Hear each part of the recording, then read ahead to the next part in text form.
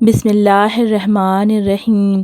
حضرت ابن مسعود رضی اللہ عنہ نے فرمایا کہ نبی اکرم صلی اللہ تعالیٰ علیہ وسلم 5 چیزوں سے اللہ تعالیٰ کی پناہ طلب کیا کرتے تھے: بخل، بزدلی، بری عمر، سینے کے فتنے اور قبر کے عذاب سے۔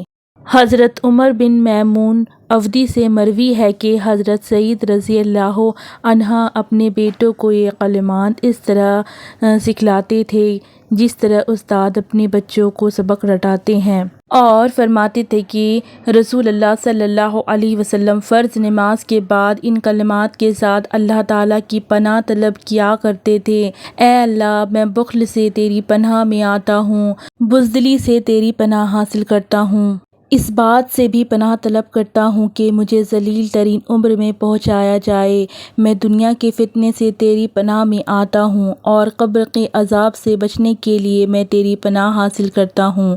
راوی نے کہا، میں نے یہ کلمات حضرت سعد کے بیٹے مصعب کو بیان کیے تو انہوں نے تصدیق کی۔ سنن نسائی حدیث نمبر 5449۔ حضرت انس رضی اللہ عنہ سے روایت ہے کہ رسول اللہ صلی اللہ علیہ وسلم یوں دعا فرماتے تھے: اے اللہ، میں عزیز سستی، بخل، شدید بڑھاپے، قبر کے عذاب اور زندگی و موت کے فتنے سے تیری پناہ میں آتا ہوں۔ سنن نسائی حدیث نمبر 5450۔ حضرت انس بن مالک رضی اللہ عنہ سے روایت ہے کہ انہوں نے فرمایا، کچھ دعائیں ایسی ہیں جنہیں رسول اللہ صلی اللہ علیہ وسلم کبھی نہیں چھوڑتے تھے۔